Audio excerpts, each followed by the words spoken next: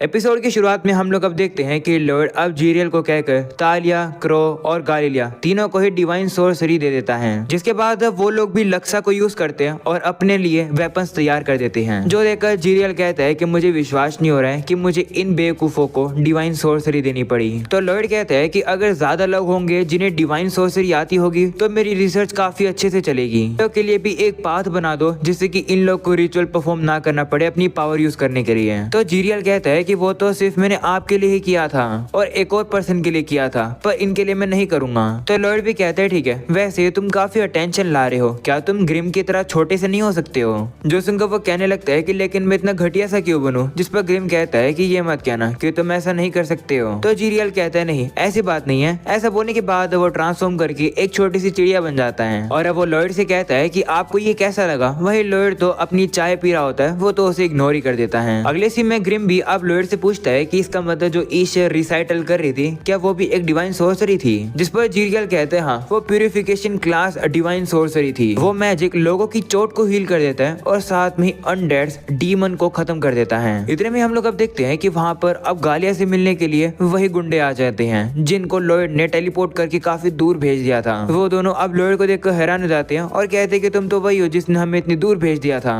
वहीं हमें पता चलता है कि ये लोग तो लोडोस के रहने वाले हैं, यानी कि गालिलिया इन लोग का बॉस है। वो लोग अब लॉर्ड को मारने की बातें कर रहे होते हैं, जो देखकर गालिलिया अब लॉर्ड से कहता है कि इन लोग को प्लीज माफ कर दो। मुझे पता तो नहीं है कि आखिर ये लोग ऐसा क्यों कर रहे हैं, पर इन लोग की गलती के लिए मैं अपनी एक उंगली काट लेता हूँ। जिस पर लॉर्ड कहते हैं नहीं उसकी कोई जरूरत नहीं है। जो देखकर वो गुंडे अब कहने लगते हैं कि आखिर आप इस बच्चे के अगेंस्ट इतना नाइस क्यों हो रहे हो, अगर आप कुछ नहीं करोगे तो हम इसके ऊपर हमला करेंगे। ऐसा बोलकर वो लॉर्ड के ऊपर हमला कर देते हैं, पर लॉर्ड भी अपनी डिवाइन सोर्सरी का यूज करके उन लोग की याददाश्त मिटा देता है और अब वो उन लोग को अच्छा बना देता है। जिसके बाद वो लोग भी अब लॉर्ड से अपनी गलती के लिए माफी मांगने लगते हैं, जो देखकर सभी काफी हैरान हो जाते हैं और कहते हैं कि ये कैसे हो गया। वहीं जीरियल कहने लगता है कि नॉर्मली ये स्पेल इतनी इफेक्टिव नहीं होती है, पर क्योंकि लॉर्ड ने इस स्पेल को यूज किया है इसलिए इन लोगों पर काफी प्रभाव हो रहा है। वो कहने लगते हैं कि हम काफी शर्मिंदा हैं, हमने आपकी बहन के साथ जो किया वो गलत था, हम जाकर उनसे माफी मांगेंगे। ये सुनकर अब जीरियल भी कहने लगता है कि आखिर ये लोग माफी क्यों मांग रहे हैं। तो ग्रिम बताता है कि ये लोग ईशर और सारिया को छेड़ रहे थे। जो सुनकर जीरियल को काफी गुस्सा आ जाता है और अब वो उन लोगों को मारने के लिए जा रहा होता है, पर अब ग्रिम को उसे पकड़ना पड़ता है। इसके बाद ग्रिम अब कहने लगता है कि एक सेकंड, रेन और बेबी लोन ने तो इन लोगों को पहचाना ही नहीं है अगर ये लोडेस्ट के हैं तो तालिया कहती है कि रेन को इसलिए नहीं पता कि ये लोग कौन है क्योंकि रेन हमेशा कैसल में ही रहती थी और बेबी लोन इतना लोगों के सामने जाता नहीं था।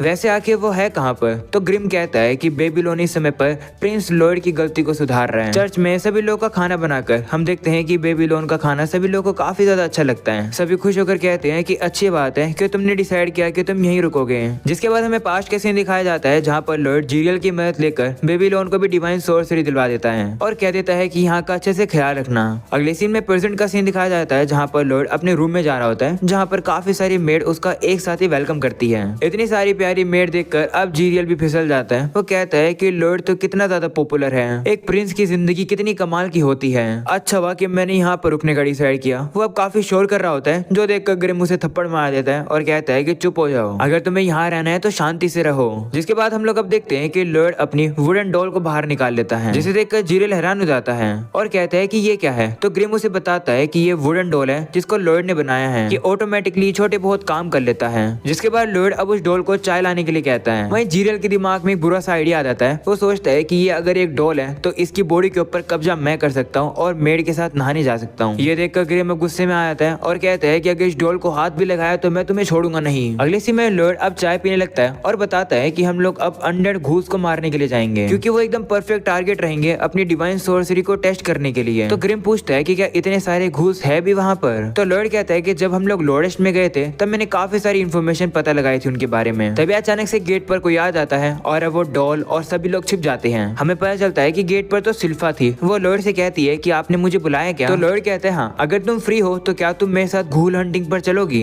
ये सुनते ही वो वहाँ से भाग जाती है, जो देखकर सभी कंफ्यूज हो जाते हैं और कहते हैं कि ये क्या था। तभी हम देखते हैं कि सिल्फा तो अपने सभी सामान को तैयार करके ले आती है और कहती है कि मैं फ्री हूँ जाने के लिए। अगले सीन में हम लोग अब देखते हैं कि रेन भी उन लोग के साथ आती है और अब वो लोग सिटी के अंदर आ जाते हैं। इस जगह को देखकर रेन अब कहने लगती है कि ये जगह तो काफी कमाल की है, विश्वास नहीं हो रहा है कि इस टाउन के अंदर भी घूल्स हैं। तो सिल्वी कहती है कि एडवेंचर गिल्ड को यहीं की कंप्लेन मिलती है कि इसी जगह पर घूस देखे गए हैं। तो लॉर्ड अब उससे पूछता है कि क्या तुम अपनी स्मेल का यूज करके उन घूस को ढूंढ नहीं सकती हो। तो वो कहती है नहीं, क्योंकि उनमें से सड़े हुए मांस मांस की स्मेल आती है। तो उन लोगों को ऐसे जगह पर ढूंढना थोड़ा सा मुश्किल है क्योंकि यहाँ पर फूड वेस्ट छोड़े जाते हैं। वहीं लॉयड भी अब सोचता है कि ये जगह काफी ज्यादा पॉपुलेटेड है, इसलिए उसका स्पेक्ट्रल डिटेक्शन भी उन घूस को ढूंढ नहीं पाएगा। तभी वो देखते हैं कि वहाँ पर ईशर और सारिया भी आ गए हैं। उसे देखकर लॉयड कहता है कि बिना बॉडीगार्ड के तुम लोग यहाँ क्यों आ गए? तो ईशर कहती है कि हम लोग लंच के लिए कुछ पैनकेक्स खाना चाहते थे, क्या तुम भी चलना चाहोगे? जो सुनकर जीरियल अब कहता है कि हम लोग को चलना चाहिए, जिस पर ग्रिम उसे रोकता है और कहता है नहीं, हम लोग को काम करना है, हम पैनकेक्स नहीं खा सकते हैं। पर तभी वो सभी लोग अब देखते हैं कि लॉयड तो पैनकेक्स का नाम सुनकर काफी एक्साइटेड हो जाता है, जिसके बाद वो लोग अब पैनकेक्स खाने के लिए आ जाते हैं, जहाँ पर ग्रिम अब कहने लगता है कि देखकर काफी हैरानी हो रही है कि लॉयड को मैजिक के अलावा भी किसी और चीज में इंटरेस्ट है। जिस पर अब लॉयड कहता है कि ग्रिम, पैनकेक्स भी मैजिक होते हैं। वो सभी को समझाता है कि किस तरीके से पैनकेक्स बनते हैं और वो कैसा टेस्ट करते हैं, जो सुनकर तो अब उन लोगों को भी भूख लगती है। तभी सारिया लॉयड से कहती है कि अगर तुम यहाँ पर पहली बार पैनकेक्स खा रहे हो तो उन्हें सिंपल खाओ। तो लॉयड भी कहता है ठीक है, जैसा आप कहो। इसके बाद अब उन लोग के पैनकेक्स आ जाते हैं और अब वो सभी लोग उन पैनकेक्स को खाकर काफी खुश हो जाते हैं क्योंकि वो काफी टेस्टी होते हैं। जिसके बाद अभी ईशर उन लोगों से पूछती है कि वैसे तुम लोगों ने बताया नहीं कि तुम लोग यहाँ क्या कर रहे हो आज? तो वो बताते हैं कि हम लोग यहाँ पर गूल्स को हंट करने के लिए आए हैं, जो सुनकर ईशर भी डर जाती है। तो अब उसी से पूछते हैं कि क्या तुमने घूस के बारे में सुना है? जिस पर वो कहती हाँ, घूस लोगों के ऊपर हमला कर रहे हैं। जिसके बाद लोग शेल्टर लेने के लिए चर्च में आ जाते हैं। ज्यादातर जो घूस है उन लोग को ब्रिज के पास ही देखा गया है। कुछ एडवेंचरर्स उन घूल को मारने के लिए तो गए थे,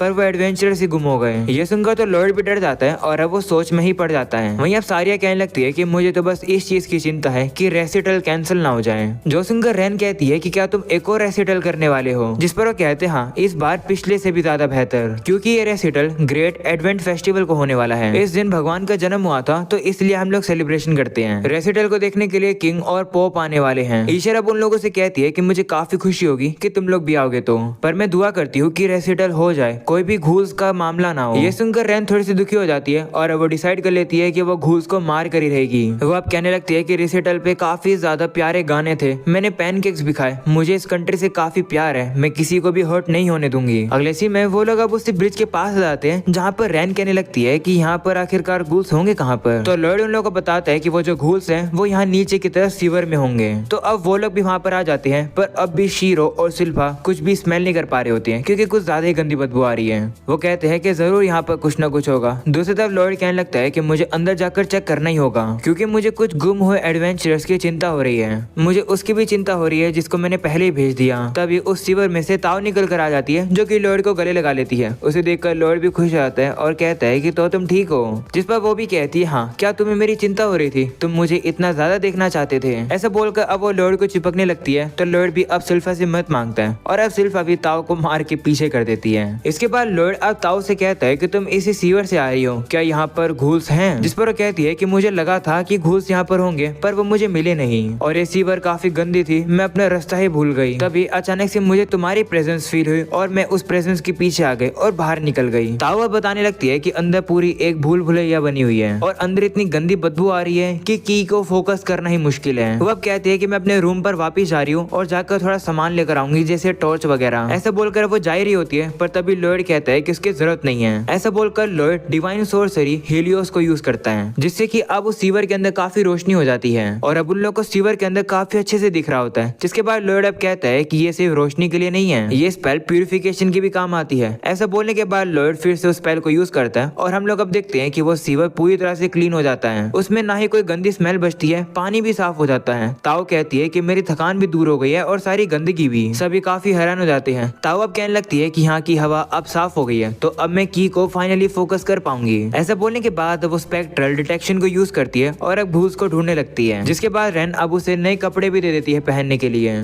जो कि उस पर काफी खूबसूरत लग रहे होते हैं। इसके बाद ताओ अब उन लोग को आगे लेकर आ जाती है और बताती है कि घूस यहीं कहीं आसपास है। वहीं अब शीरो इशारा करके कहता है कि घूस को बाहर मैं निकाल कर आऊंगा। ऐसा बोलकर अब वो सीधा चला ही जाता है, पर अब क्योंकि वो लॉयड की स्पेल से दूर आ चुका है, आगे जाकर अब वो बदबू में ही फंस जाता है और अब अपनी नाक पकड़कर बंद करने लगता है। पर फिर भी वो हार नहीं मानता है। वो अब लॉयड के लिए अंदर चला जाता है घूस को बाहर निकालने के लिए, जो देखकर लॉयड भी समझ जाता है कि शीरो को आने में थोड़ा सा टाइम लगेगा। इतने में भी स्पेक्ट्रल डिटेक्शन को यूज करके इस एरिया को स्कैन कर लेता हूँ। लॉयड अब ये कर ही रहा होता है, पर तभी ताओ उसे पकड़ लेती है। वो उसे कहती है कि मैंने तुम्हें रंगे हाथों पकड़ लिया, तुम अभी अभी की ब्रीथिंग कर रहे थे ना, आखिर तुमने इसे कहाँ से सीखा? वही लॉयड उसे बता तो नहीं सकता है, इसलिए वो फिर से सिल्फा से मदद मांगता है और अब सिल्फा फिर से ताओ को मारकर लॉयड से दूर कर देती है। जिसके बाद लॉयड अब सिल्फा से कहता है कि क्या तुम अपने साथ अपनी तलवार लेकर आई हो? जिस पर वो कहती है नहीं, क्योंकि मैं समझ गई थी कि आप मेरे को मेरे साथ इसलिए लेकर आए हो क्योंकि आप मेरे को कोई वेपन देने वाले हो, इसलिए मैं अपनी तलवार को लेकर ही नहीं आई। जो सुनकर लॉर्ड कहता है कि तुम तो काफी समझदार हो। तभी ताओ आज सिल्फा से कहती है कि ये एक सबसे बेस्ट अपॉर्चुनिटी है ये देखने की कि हम में से कौन ताकतवर है। चलो एक गेम खेल के चीजों को सेटल करते हैं। जिस पर सिल्फा कहती है कि हम टाइम वेस्ट नहीं कर सकते हैं, हम लोग यहाँ पर लॉर्ड की डिवाइन सोर्सरी को टेस्ट करने के लिए आए हैं। तभी ताओ कहती है कि लेकिन जो भी इस गेम को जीतेगा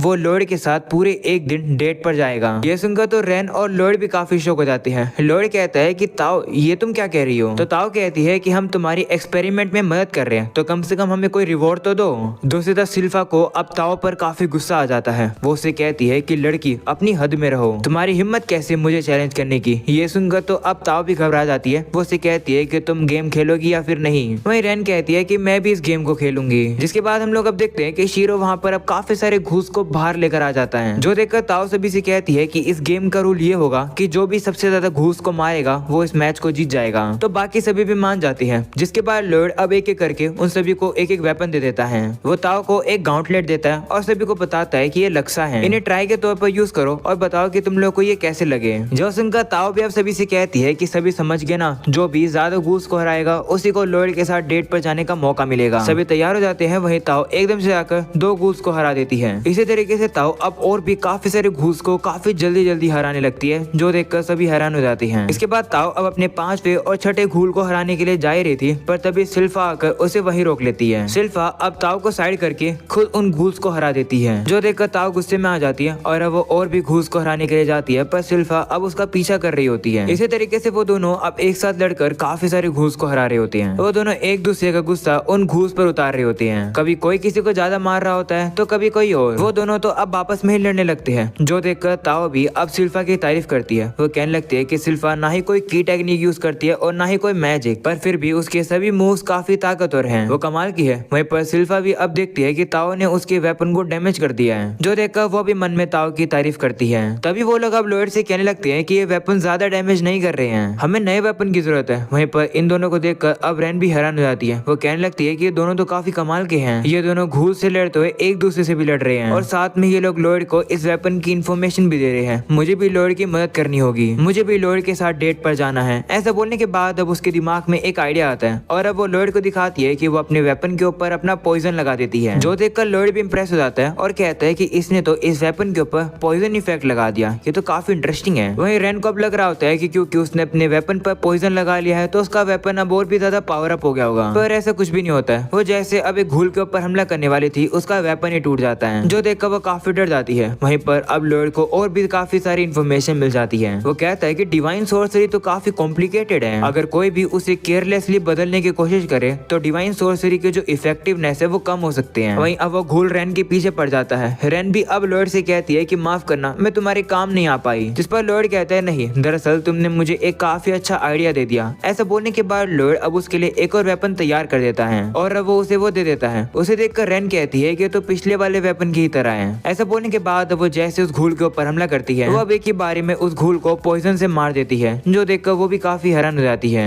वो कहती है कि लॉर्ड तुमने ये क्या किया? जिस पर लॉर्ड कहता है कि मैंने ही तुम्हारा इंस्पिरेशन ले लिया, मैंने डिवाइन सोर्सरी के ऊपर बस पॉइजन का एक इफेक्ट लगा दिया। ये सुनकर ग्रिम भी कहता है कि आप समझा, ये वेपन पॉइजनस नहीं है, बस डिवाइन सोर्सरी की वजह से ये बस घूल पर इफेक्टिवली काम कर रहे हैं। ये सब कुछ अब देखकर जीरियल भी काफी हैरान हो जाता है। वो कहता है कि मुझे नहीं पता था कि इसे ऐसे भी यूज किया जा सकता है। ये सुनकर ग्रिम कहता है कि हाँ, ये तो काफी ऑब्वियस है, क्योंकि डिवाइन सोर्सरी को भगवान ने डीमन से लड़ने के लिए बनाया था, पर अब क्योंकि ये डिवाइन सोर्सरी लॉर्ड के हाथों में लग गई है तो लॉर्ड अब इसके साथ काफी सारे एक्सपेरिमेंट करेगा और इसे काफी इवॉल्व करेगा।